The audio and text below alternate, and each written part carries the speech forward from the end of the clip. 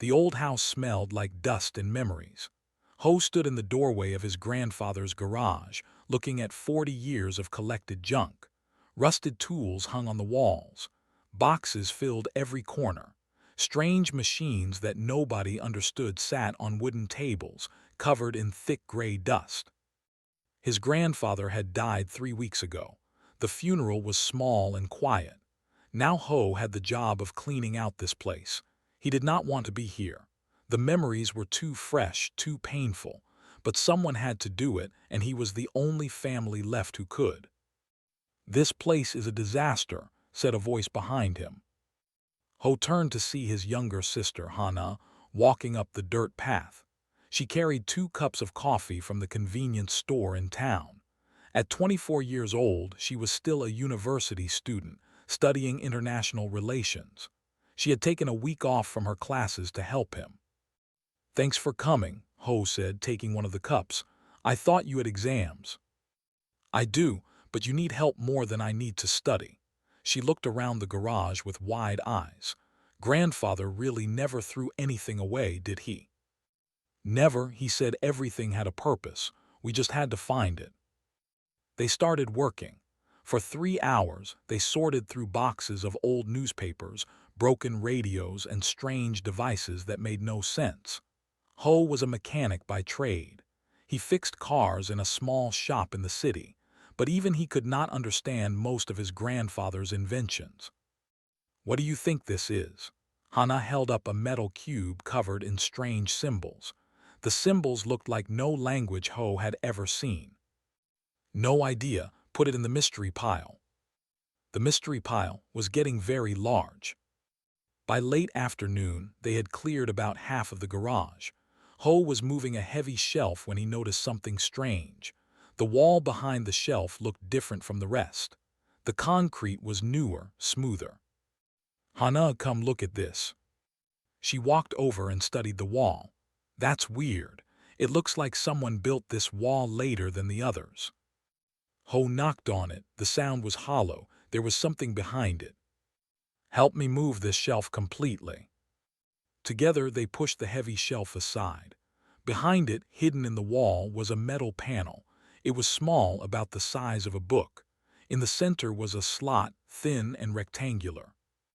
"What is that?" Hana whispered. Ho did not answer. His heart was beating fast. He remembered something. When he was a little boy, his grandfather had given him a strange card. It was made of metal, thin and light. Grandfather had said, "Keep this safe. One day you will know what to do with it." Ho had kept that card in his wallet for 20 years. He never knew why. He never understood its purpose. But now, looking at this slot in the wall, he suddenly understood. He pulled out his wallet and took out the card. It fit perfectly in the slot. The wall began to move. Hana grabbed his arm as the concrete slid aside, revealing a doorway. But it was not just a doorway. It was an elevator. The doors were made of dark metal, smooth and perfect. They looked nothing like anything on Earth. "Ho, what is this? What did grandfather build?" "I don't think he built this." The elevator doors opened by themselves. Inside, soft blue lights glowed. The walls were covered in the same strange symbols as the metal cube. A gentle hum filled the air, like the sound of electricity, but different, cleaner, more alive. Ho stepped inside. Hana followed, holding his arm tightly. "Are you sure about this?" she asked. "No, but I need to know." The doors closed. The elevator began to descend. It went down for a long time, much too long. Ho counted in his head, 30 seconds, 1 minute, 2 minutes. They were going deep underground, far deeper than any basement should go. Finally, the elevator stopped. The doors opened. Ho could not believe what he saw. They stood at the entrance of a massive underground room. It was bigger than a football field. The ceiling stretched high above them, covered in soft, glowing lights. Strange machines lined the walls, blinking with colors that Ho had no names for.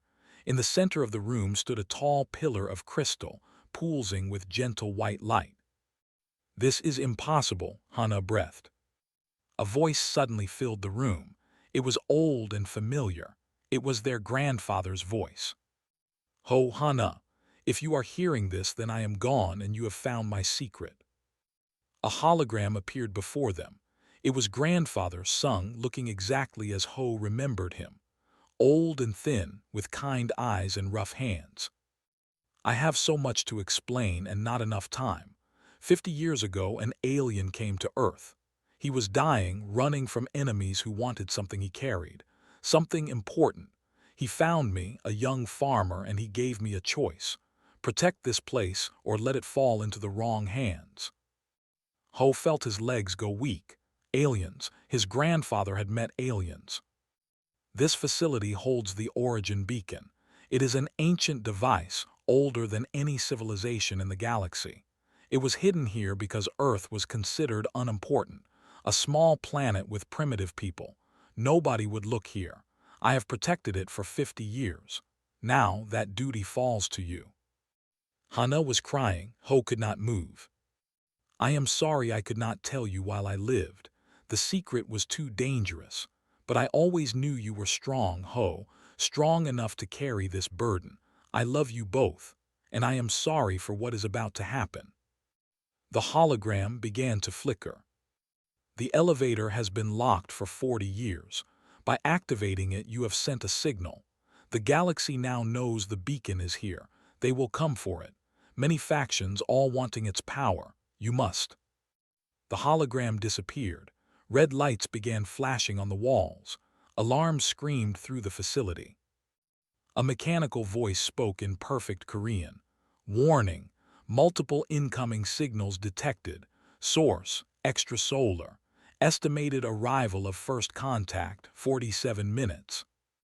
Ho looked at his sister. She looked back at him. Neither of them could speak. 47 minutes. Something was coming to Earth.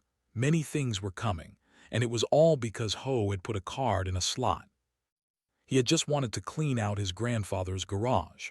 Now, somehow, he had told the entire galaxy that Earth existed. And they were coming. 47 minutes passed like seconds. Ho and Hana explored the underground facility in a daze, trying to understand what their grandfather had left behind. The machines were beyond anything they had ever seen. Screens showed star maps with thousands of points of light.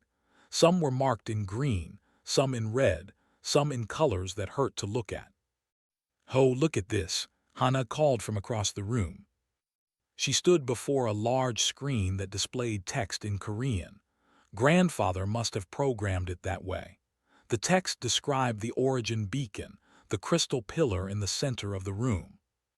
Ho read aloud. The Origin Beacon is not a weapon. It is not a treasure. It is a key. The beacon controls a network of portals that connect thousands of worlds across the galaxy. Whoever holds the beacon controls travel between stars. Wars have been fought over it for millions of years. Hana put her hand over her mouth. Millions of years. How old is this thing? Old enough that nobody remembers who made it. The alarms suddenly changed. The red lights turned orange. The mechanical voice spoke again. First contact imminent. Unknown vessel entering Earth atmosphere. They ran to another screen that showed the sky above Korea. A dark shape was descending through the clouds. It was a ship, massive and angular, covered in sharp edges like a weapon made for war. It blocked out the sun as it descended. What do we do? Hana grabbed her brother's arm. Ho, what do we do? He did not know. He was a mechanic from a small town. He fixed cars. He was not prepared for this. Nobody was prepared for this. The ship stopped above the ground, hovering silently. Then, without warning, a beam of light shot down from it. Figures appeared on the surface, transported directly to Earth. The screen showed them clearly. They were tall, covered in green scales, with long tails and eyes that burned yellow. They wore black armor and carried weapons that glowed with deadly light. They moved like soldiers, quick and precise. Dominion forces detected, the mechanical voice said. Species classification, reptilian, threat level extreme. A communication signal filled the facility. A voice spoke in heavily accented Korean, translated by the facility's systems. I am commander of the Dominion. We have detected the origin beacon on this planet. You will surrender it immediately. Resistance will result in the destruction of your species. Hana started crying again. Ho felt cold fear run through his body, but under the fear he also felt something else. Anger. These creatures came to his planet, threatened his people, demanded things that did not belong to them. We cannot give them the beacon, Ho said quietly. How can we stop them? They have ships and weapons, we have nothing. Another alarm sounded. The screen changed, showing a second ship entering Earth's space. This one was different from the first. It was smooth and white, shaped like a teardrop, elegant where the ship was brutal. Collective vessel detected. Species classification, small humanoid, threat level, moderate. A new voice joined the communication channel. This one was softer, more polite, but still demanding. This is Ambassador Pell of the Collective. We represent a coalition of peaceful worlds. The origin beacon is the shared heritage of all species. It cannot be claimed by the Dominion alone. We request immediate negotiation. Commander laughed. It was a harsh, terrible sound. They have no claim here. The beacon belonged to us before your species learned to walk.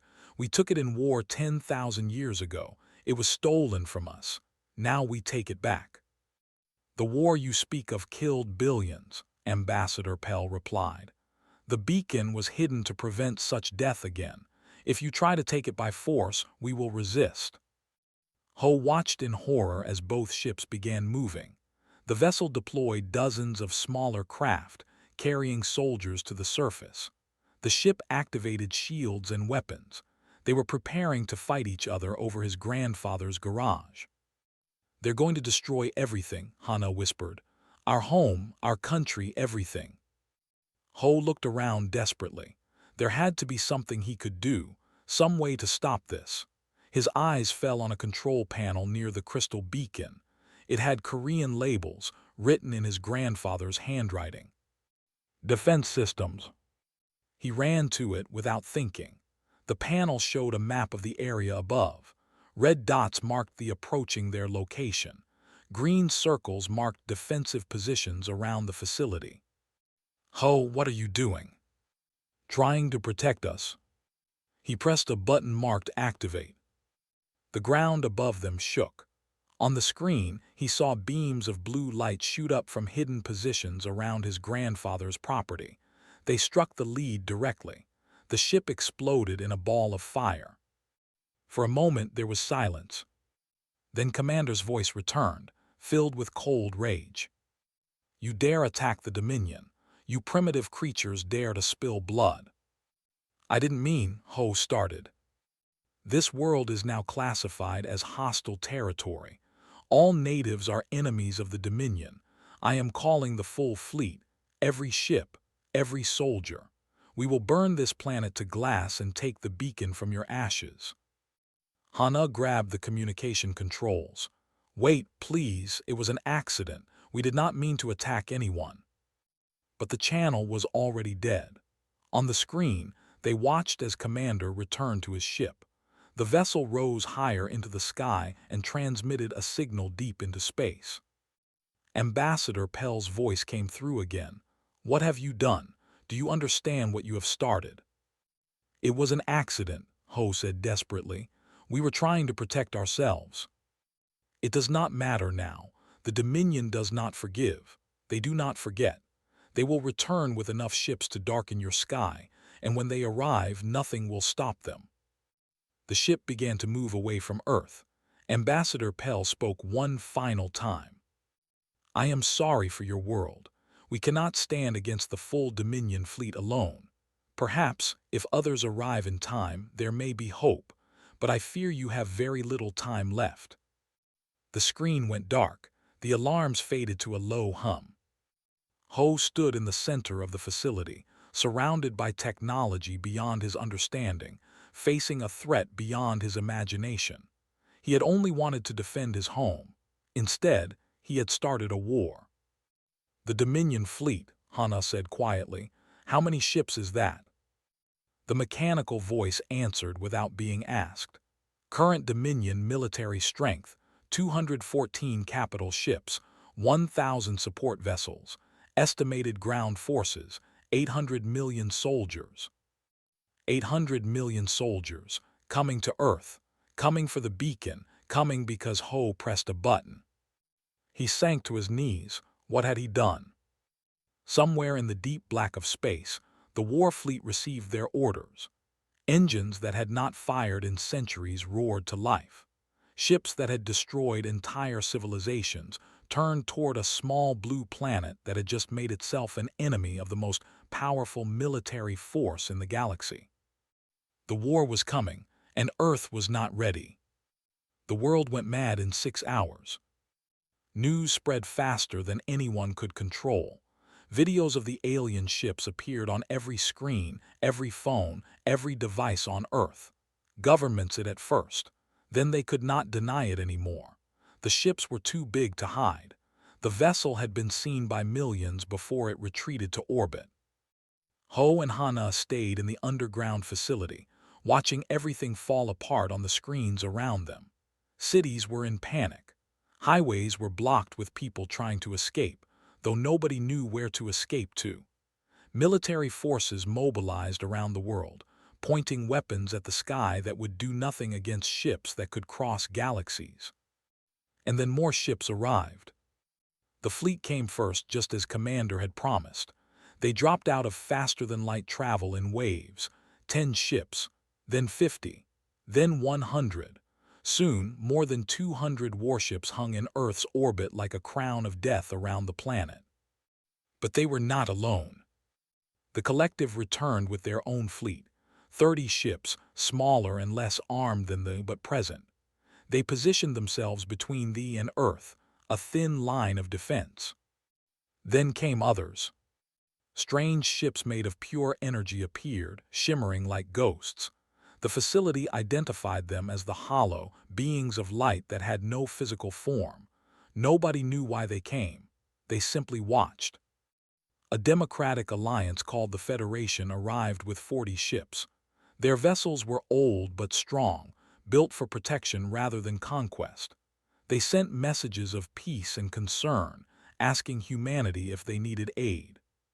Finally, a ragged collection of mismatched ships appeared. The syndicate of mercenaries and pirates who followed profit above all else. They came because where there was war, there was money. Earth's sky was now filled with the ships of 5 alien civilizations, and they all wanted the same thing. A loud knock echoed through the facility. Ho jumped. He had almost forgotten that the elevator connected to the surface. "Open this door," a voice shouted in Korean. "By order of the government, open now." Ho looked at Hana. They had no choice. He walked to the elevator controls and activated them. The doors opened to reveal soldiers in combat gear, weapons raised. Behind them stood a man in a general's uniform. He was older, with gray hair and hard eyes that had seen many difficult things, but even he looked shaken by what was happening. "I am General Park Sung," he said, stepping forward. "You will explain what is happening here, immediately." Ho explained everything. The inheritance, the elevator, the beacon, the signal, the attack. As he spoke, the general's face grew darker and darker. "You started a war," General Park said when Ho finished. "An interplanetary war, because you put a card in a slot. I didn't know what would happen. That does not help us now, does it?" A new voice interrupted them. It came from the walls of the facility, calm and measured. "General Park, Ho Hana, I can help explain."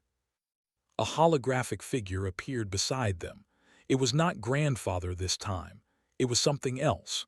A woman made of blue light with kind eyes and a gentle smile. "I am," she said. "I am an artificial intelligence created by Sung to assist the guardian of the beacon. I have been dormant for 40 years, waiting for activation. I am sorry I could not help sooner."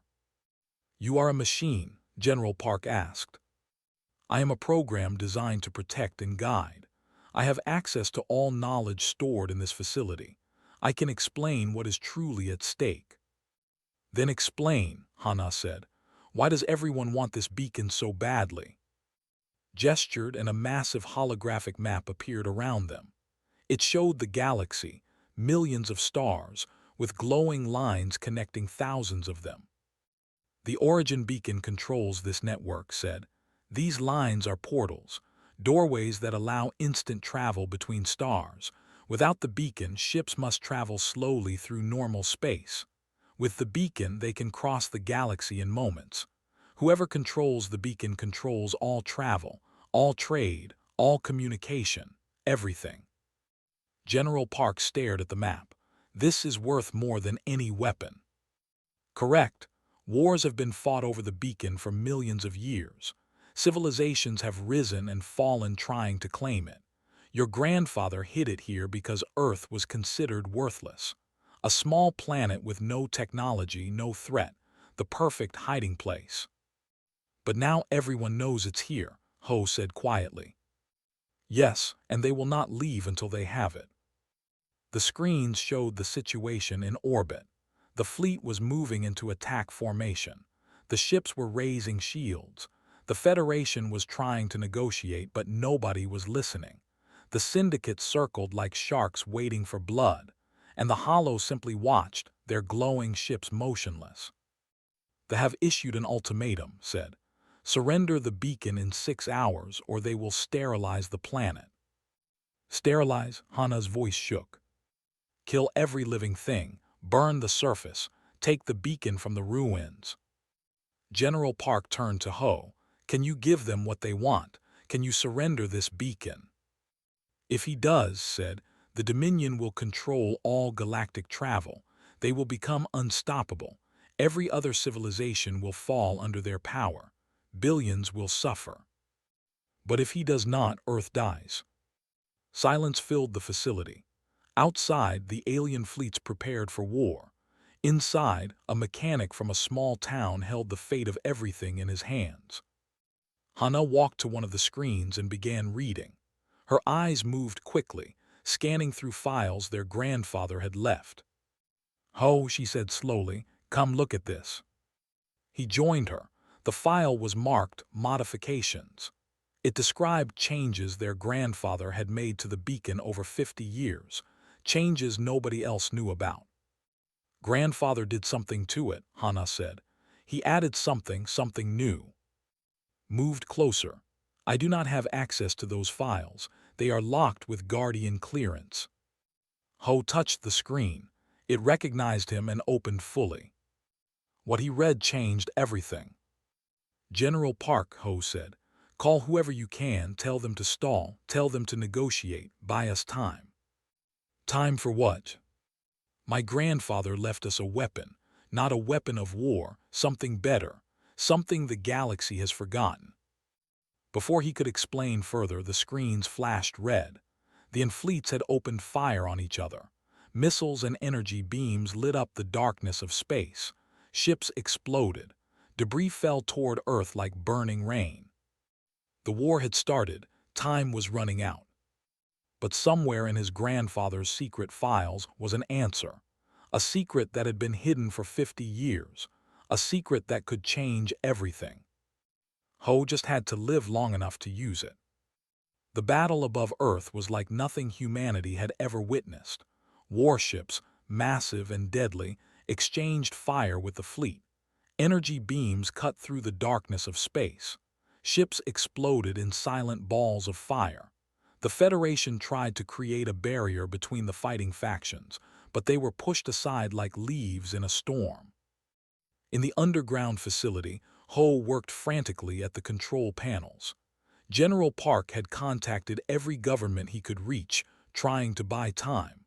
Hana stood beside, helping translate the ancient files their grandfather had left behind. "I need Guardian access to all files," Ho told. "Everything, the complete archive."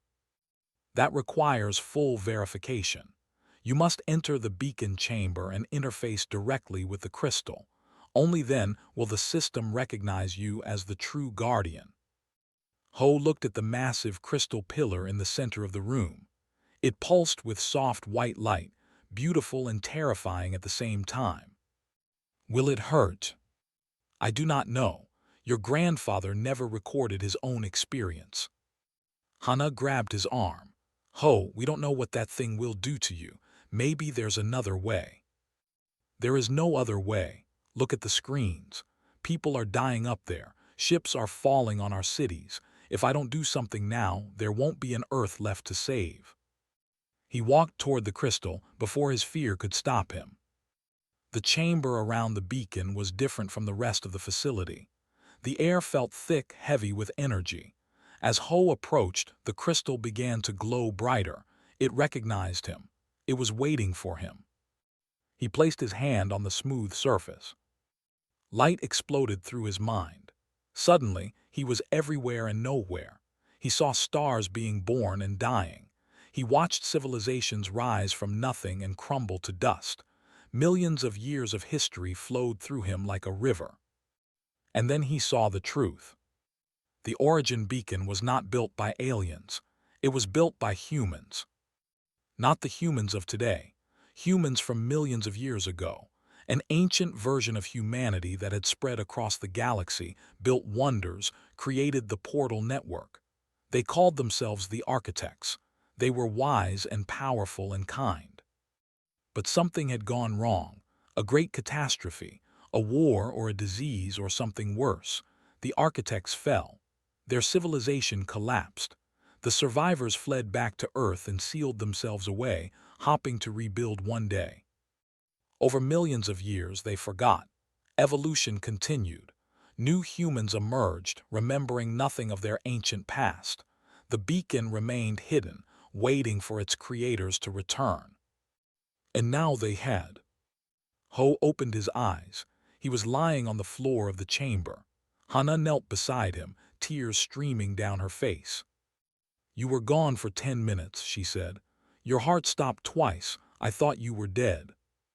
I saw everything, Ho whispered. Hana, we made this, humans. We created the beacon. We created the portal network, all of it. General Park stood nearby, his face pale. That cannot be true. Humans have only had civilization for a few thousand years. Not this version of humans, but humans nonetheless. The beacon will only fully activate for us, for our species. That's why grandfather was chosen. That's why it was hidden here. It was waiting to come home. Its holographic form flickered. This explains the modifications in the restricted files. Sung discovered this truth decades ago. He added a message to the beacon's activation sequence, a broadcast that would tell the entire galaxy what he had learned. Ho stood slowly. His body ached, but his mind was clear. He knew what he had to do. I need to activate the beacon fully, send the message, show everyone the truth. That will paint a target on humanity, General Park said. Every faction will want to control us if they believe we made this technology. Or they will fear us or respect us. We cannot hide anymore. The war is already happening. Our only choice is to change the rules. An alarm screamed through the facility. The screens showed a massive ship, bigger than any of the others, dropping out of faster-than-light travel. It was covered in golden symbols and surrounded by an honor guard of smaller vessels. High Sovereign said, the supreme ruler of the Dominion, he has come personally. His voice filled every communication channel on Earth. It was deep and cold, the voice of a being who had never been anything. Primitives of Earth, I am High Sovereign, your time has ended. You attacked my soldiers. You killed my people. There will be no negotiation. There will be no mercy. In 1 hour, I will personally order the destruction of your world. The beacon will be ours and you will be forgotten. Hana translated what she was reading from the files. Ho, if you activate the beacon fully, it sends a pulse across the galaxy. Every ship's systems will freeze temporarily. The message will broadcast in every language, but we need the Federation to protect us while you do it. They will try to stop you. Ho turned to General Park. Can you contact tell them what we've discovered, Ask them for cover." The general nodded and moved to the communication controls.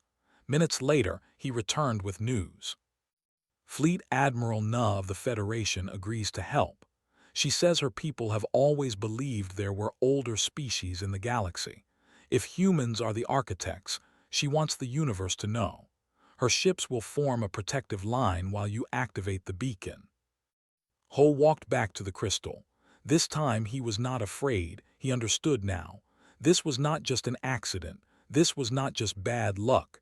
His grandfather had chosen him because he was strong enough, kind enough, human enough. He placed both hands on the beacon. The crystal blazed with light so bright that everyone in the facility had to look away. Energy poured out of the pillar, rising through the ground, through the garage above, into the sky itself. A pillar of white light stretched from Earth into space. Every ship froze. Every weapon stopped. Every being in the solar system heard the same message, translated perfectly into their own language. The architects have returned. The beacon recognizes its creators. Humanity is home. The message showed images. Ancient humans building the first portals, the architect civilization at its height, the fall, the forgetting, and the return. Millions of years of history compressed into moments. Silence fell across space. Then High Sovereign's voice returned, shaking with rage. "Lies, this is a primitive trick, propaganda designed to confuse us. I will not be fooled by these animals." On the screens, Ho watched the flagship's weapons begin to charge. A massive beam of energy built in its core, aimed directly at the underground facility. "He's going to fire," Hana screamed. "Ho, he's going to kill us all." The beacon still pulsed with power in Ho's hands. He could feel its energy flowing through him. He understood it now. He could control it. But could he stop a weapon that could destroy cities? Could he save his sister, his planet, his species? The flagship fired. A beam of pure destruction shot toward Earth, toward the facility, toward everything Ho loved. He had seconds to act. The fate of humanity rested in the hands of a mechanic from a small town, holding onto an ancient crystal, praying he was strong enough to save everyone. The beam of destruction raced toward Earth. Ho could see it on every screen, a line of burning light that would end everything in seconds. His sister was behind him. General Park was shouting orders that no one could follow. The world held its breath. Ho did not think, he simply acted. He felt the beacon's energy flowing through him like water through a pipe. He understood it now, understood it in a way that words could not describe. The portal network was not just a transportation system. It was a defense, a shield, a way to redirect anything anywhere. He opened a portal directly in the path of the weapon. The beam of death struck the portal and vanished. Somewhere on the other side of the galaxy, it exploded into empty space, destroying nothing but darkness. Silence, complete total silence. Then Hana grabbed him in a hug so tight he could barely breathe. "You did it," she whispered. "You actually did it." High Sovereign's voice filled the communication channels again. This time, there was something new in it, something that had never been there before. "Fear. Impossible. No primitive species could control the beacon. This is a trick, another machine, another weapon." Ho released his sister and stepped forward. The beacon's energy still flowed through him, connecting him to every ship in orbit. When he spoke, his voice reached every being in the solar system. "I am Ho. I am a mechanic from a small town in Korea. I am nobody important, but I am human. And humans built this beacon millions of years before your species learned to make fire." He paused, letting the words sink in. "I do not want war. I did not ask for this responsibility. But it is mine now, and I will not run from it. The beacon will not be taken by force. It will not be controlled by any empire. It belongs to its creators. It belongs to humanity." "You dare threaten the Dominion," roared. "I do not threaten anyone. I offer peace. The beacon will remain on Earth. This planet will become neutral ground, a meeting place for all species. Any civilization that comes in friendship is welcome. Any that comes in violence will find the portals closed to them forever. More silence. Ho could feel the attention of hundreds of ships, thousands of beings, all focused on him. A mechanic, a nobody, changing the rules of a galaxy. Ambassador Pell's voice came through first. The collective accepts these terms. We have always believed in shared heritage. If humans are the architects, we are honored to be their guests. Fleet Admiral Nuff followed. The Federation stands with humanity. We came here to protect the innocent. It seems we found something more. We will defend this neutral ground. The Hollow spoke for the first time. Their voice was like wind through crystals, beautiful and strange. We remember. Long ago, before our forms became light, we knew the architects. We thought them lost forever. We are pleased to be wrong. The Hollow will witness this new age. Even the Syndicate have sent a message, though theirs was simpler. Neutral ground means neutral trade, good for business. We accept. Only the remained silent. Ho could see his flagship on the screens. The massive ship hung motionless, its weapons still charged. Around it, the other vessels waited for orders. 200 ships that could still destroy Earth if they chose. High Sovereign, Ho said carefully, I understand your anger. Your people have fought for the beacon for thousands of years, but that war has only brought death. It has never brought victory. Perhaps it is time to try something new. You ask me to surrender. I ask you to choose. Keep fighting and lose access to the portal network forever, or accept peace and become part of something greater. Your choice will shape the future of your species. The seconds stretched into minutes. Ho felt Hana's hand slip into his. She was shaking, but she did not look away from the screens. Finally spoke. The Dominion does not surrender. We do not forget. We do not forgive. His voice hardened. But we are not fools. A war we cannot win is not a war worth fighting. The Dominion will accept your terms, human, for now. The weapons powered down. Across the fleet, ships began to lower their shields. It was not friendship, it was not trust, but it was not war.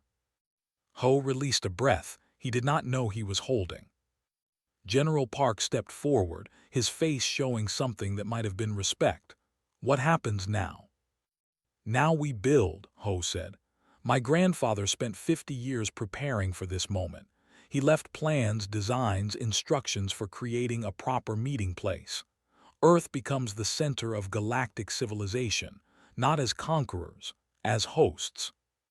Hana smiled through her tears. Someone will need to talk to all these aliens, learn their languages, understand their cultures. I was thinking you might be good at that. Me, I'm just a student.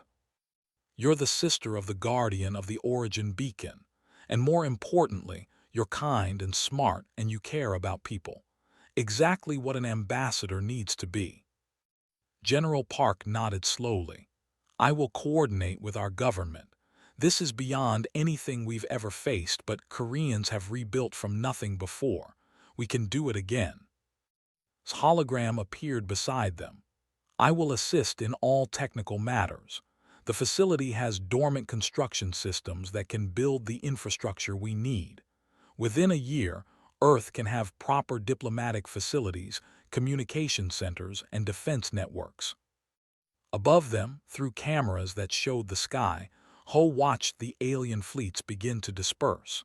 Some left immediately, returning to their home worlds with news of what had happened. Others moved into stable orbits, waiting to see what humanity would do next. 1 week later, Ho stood at his grandfather's grave. The small cemetery was quiet, far from the chaos that had consumed the rest of the world. He placed fresh flowers on the stone and sat down in the grass. You knew, he said softly. You knew all along that I would be the one. You prepared everything. The files, the systems, even Hana becoming an ambassador. You planned it all. The wind moved through the trees, but there was no answer. There never would be. I was angry at first, angry that you kept this secret, angry that you put this burden on me, but I think I understand now. You did not choose me because I was special. You chose me because I was ordinary, a regular person who would not want power or glory, who would just want to do the right thing. He stood and brushed the grass from his clothes. I will try to make you proud, grandfather. I will protect the beacon. I will protect Earth. I will protect everyone I can. Back at the facility, now expanded and buzzing with activity, Hana was meeting with the first delegation. General Park was coordinating with military leaders around the world. And in the beacon chamber, the ancient crystal pulsed with gentle light, waiting for its guardian to return. Ho entered the chamber and looked at the holographic display above the beacon. It showed the galaxy, millions of stars, thousands of connected portals, a universe of possibilities. He had never wanted this. He had only wanted to clean out his grandfather's garage, but sometimes life did not give choices. Sometimes it gave responsibilities. And sometimes, a mechanic from a small town turned out to be exactly what the galaxy needed. Not a conqueror, not a warrior, not a king. Just a human being doing his best, one day at a time. That was enough. That would always be enough. Because that was what humans did best. They connected, they built, they hoped. And now they would show the galaxy what that truly meant.